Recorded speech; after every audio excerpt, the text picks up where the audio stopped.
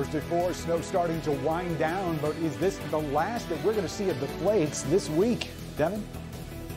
All right, Ben, also promoting diversity in corporate boardrooms, the proposal that could force some companies to hire more women, minorities, and members of the LGBTQ community. Hank. And Devin, giving the gift of warmth. Local 4 teaming up with Thaw to make sure that Metro Detroiters have the resources and money to keep the heat on this winter. In fact, you can make a donation right now by calling 800-866-THAW. A live report straight ahead. Live from downtown Detroit, home of WDIV and Click on Detroit, Local 4 News First at 4 starts now. Good afternoon. I'm Devin Skillian in for Karen today. First at 4, Detroit police are investigating after a man suspected of murder is killed during a shootout. All started after 11 o'clock last night when a woman was found murdered on Detroit's west side. Police had a suspect in mind, believing she was murdered over a child custody issue. Around 5 this morning, police say that 28-year-old suspect pulled up to the 5th precinct in a dark SUV, started firing several shots into the station with an AR-15 style rifle. We got hold of text messages that suggest that he took her life and that he was maybe going to take the life of a police officer. He then comes to a police station, gets out very boldly, parks right up in the front of the door, gets out over the hood with this long rifle and begins to fire several times into the police station. That man was killed, but the investigation continues. We're also learning more about the woman who died. It turns out she was the niece of a state lawmaker. Much more on what is turning out to be a very complicated story coming up on Local 4 News at 5. At this hour, we are waiting for critical guidance on how coronavirus vaccines might be distributed. First, the state's reporting almost 5,800 new cases of the virus over the past 24 hours. And we have now seen another 190 deaths. That includes 30 from a vital records review. Today, a panel at the Centers for Disease Control will vote on who will be in line first to get the vaccine. Those guidelines are expected to come within the hour. Our Dr. Frank McGeorge is monitoring that meeting, and we will hear from him coming up at 5 o'clock as well. Michigan remains under increased restrictions for at least another week. Governor Whitmer was just asked if those rules might be extended. At this point in time, it's really too early to say precisely where we will be in a few days, much less next week. But I think it's important for people to know we've not predetermined anything. It's going to be driven by where we see the numbers. Now at 5 o'clock, our Mara McDonald asked the governor about the battle with restaurants over the restrictions on inside dining. We'll have that story coming up here at 5. All right, let's check in on the first forecast.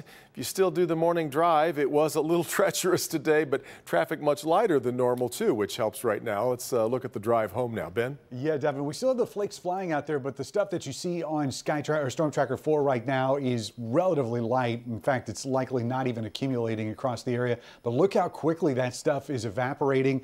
We're just about an hour or so away from being completely done with it for most of the area. Totals that we've gotten in so far have been firmly in that 2 to 4 inch range. In fact, Wyandotte at 4.2, one of the largest totals that we picked up. You can see here on the map that we're expecting to see not only the snow come to an end pretty quickly, but the clouds are going to start to clear out too, and that's going to allow temperatures to drop somewhat, even though the winds are going to stay elevated tonight. So expect below freezing numbers through the evening and starting out tomorrow with a healthy wind chill. We'll talk about that and where we go from here with temperatures in just a few minutes. Devin? All right, Ben. We've got some breaking news now from Attorney General William Barr. He just announced the Justice Department has not uncovered evidence of widespread voter fraud that would change the outcome of the presidential election.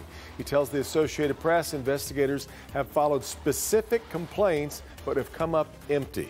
These comments, of course, come even as President Trump tries to continue to raise concerns about the election's integrity, and he has yet to concede the race to Joe Biden.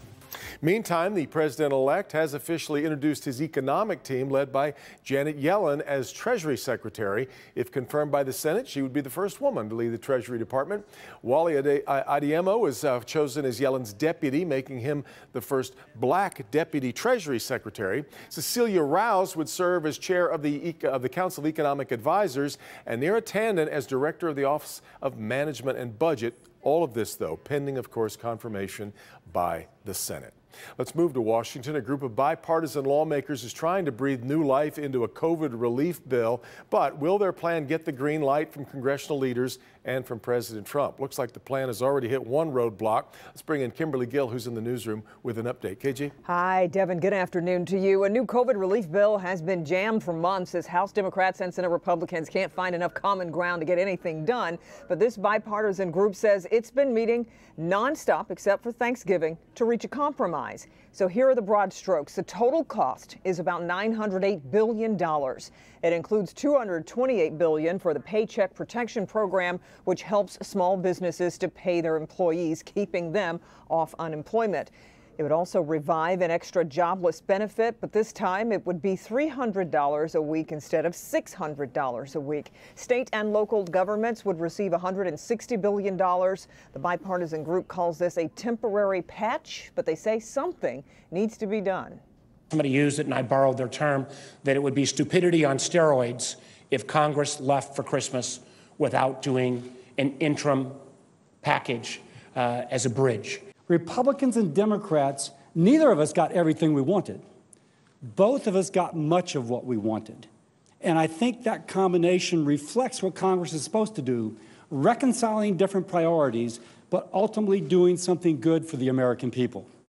But the plan is already hitting a roadblock. Senate Majority Leader Mitch McConnell says he wants to pass a bill, but it must be something President Trump is willing to sign. He's talking to Republican senators for their feedback, plus lawmakers need to pass an overall spending plan by December 11th to avoid a government shutdown. So, Devin, there's a lot going on. As always, we will, of course, keep you posted. You bet. All right, Kim, we'll see you at 5. Sure. Many corporate boardrooms, as you know, tend to be full of white men. Well, now the NASDAQ Stock Exchange raising the stakes to boost diversity. It wants to require listed companies to hire at least one woman and one person who identifies as an underrepresented minority or LGBTQ. Companies that don't would have to explain why not. If the SEC approves the plan, companies would have 2 years to meet that requirement. Our Paula Tutman shows us how this kind of thinking is already gaining momentum. The importance of women serving on boards is not new, particularly to the women of the National Association of Women Business Owners, or NABO. For years, the Greater Detroit chapter has held workshops and symposiums branded Women on Boards to promote and prepare women for these important jobs in our economy. Tanya Hill is a Detroit-based national board member of NABO. Women influence the households. And when you think about the buying power of, households, whether it's, run by a woman or a family, the female typically holds the purse strings. Her argument is that companies become stronger when they have leadership steering from their customers. And so why would we not have a presence when we are, quite frankly, responsible to a great extent for their profitability? And so today's announcement by NASDAQ that top-tier companies will be mandated to make the boardrooms look more like the nation's conference rooms, where women and minorities are putting in the hard work but often bump into mid-management ceilings, is certainly being applauded. At Flagstar Bank, this is already well-worn territory when the CEO, Sandro Danilo, announced this summer that he wanted his leadership to look different and be different. I think as we looked at this year and what happened with the murder of George Floyd and the social injustice issues that had really become much more in the spotlight, it was clear to me that waiting for the right time to do it because somebody retired or something just wasn't the right way to look at this, and we needed to accelerate. Yet he knows there will be pushback. Yeah, so it will look like affirmative action for board members. And so I think it's a message to private industry to get down to it, man, and do the right thing. Yeah, and so both of these folks tell me that, or at least they kind of give me the sense that this is a mandate that would be a much needed doorstop to keep those doors from slamming shut on the faces of qualified people, really qualified people who've seen nothing but the front of that door for many, many years, Devin.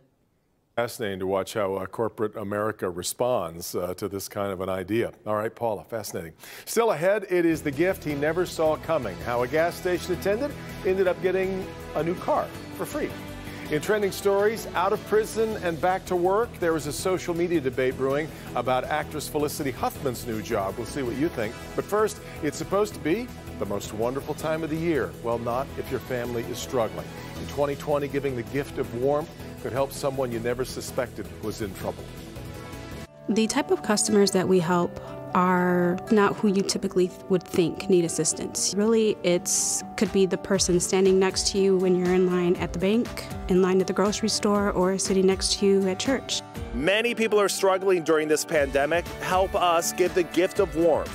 Call the number on your screen, 800-866-THAW. The money you donate to Thaw will help neighbors struggling to pay their utility bills right now.